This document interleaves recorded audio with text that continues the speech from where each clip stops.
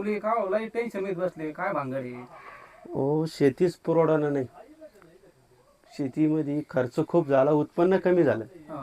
शेती काय पुरवडेल, अतिरिक्त खर्च आपला होत आहे का? आता आपण बघितलं खर्च डुबले ना, आणि शेतीत जो नफा आहे तो शून्य कमी आला, मायनस मध्ये आला. त्यामुळे शेती आता पुरवत नाही आपल्याला. किती टाका तरी शेती पुरवतच नाही आता.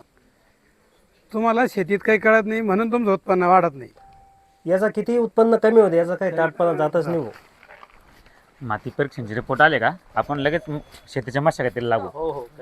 अरे रामकृष्ण यार, कुठं चालला तुमचा मोर्चा? तुम्ही हटकावलं का रस्त्यामध्ये आम्हाला? आम्ही चाललो माती परीक्षणाला. माती परीक्षण ते काय असतं ते? फालतू यार हे सगळं. आपल्या बाप दादा काही जमीन केलं नाही की असं? मी करतो माझ्या पद्धतीने कसं करायचं. अहो अण्णा, काळानुसार बदलावं लागतं. माती परीक्षण म्हणजे मातीतील जे पोषक तत्व आहे त्याचं प्रमाण समजतं.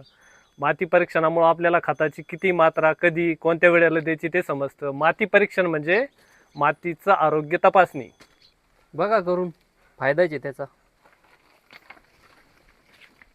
काय नसतं रे ते, रिकाम काम आहे ते.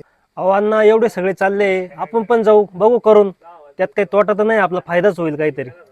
हो हो, जाऊ आपण सगळे करून बघू. हो जायचं, पण माती घ्यायची कशी? माती परीक्षण करण्याआधी माती नमुना कोठून घेऊ नये ते आपण पाहू. शेताच्या चारही बाजूच्या धुऱ्याकडील माती, झाडाखालील माती, शेताच्या पाटाच्या बाजूची माती, शेणखत टाकलेल्या किंवा साठवलेल्या जागेतील माती, गुरे बांधलेल्या जागेतील माती, शेतातील पाणथळ जागेतील माती. माती नमुना घेताना शेतात नागमोडी पद्धतीने 6 ते 7 ठिकाणे निश्चित करा. निश्चित केलेल्या ठिकाणावर मातीचा वरचा थर हाताच्या साहाय्याने बाजूला काढून घ्या. त्या प्रत्येक ठिकाणावर लाकडाच्या साहाय्याने व्ही आकाराचा खड्डा घ्या. पिकाच्या प्रकारानुसार त्या खड्ड्याची खोली वेगळी असेल.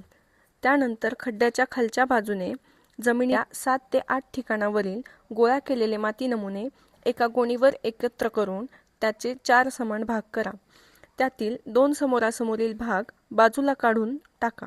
जोपर्यंत अर्धा ते 1 किलो माती नमुना उरत नाही तोपर्यंत हीच प्रक्रिया चालू ठेवा. ती माती एका कापडीत पिशवीत बांधून त्यावर शेतकऱ्याचे नाव, गाव, तालुका, जिल्हा, शेतकऱ्याचा गट क्रमांक, शेतजमिनीचे क्षेत्र, आधी घेतलेल्या पिकाचे नाव, जे पीक घ्यायचे आहे त्या पिकाचे नाव व माती नमुना घेतल्याची तारीख हे सर्व नमूद करा. ती माती परीक्षणासाठी लॅबला पाठवून द्यावी.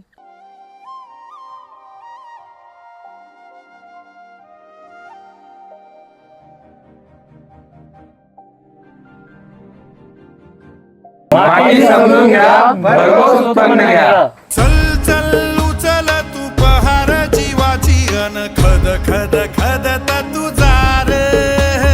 खोल खोल दगडात तुया मया काळे जात धड धड धडकत याज. एकली ही जरी वाट रखमाई तुया साथ. नग थांबूर करून दावर आता पाण्याचा घुमे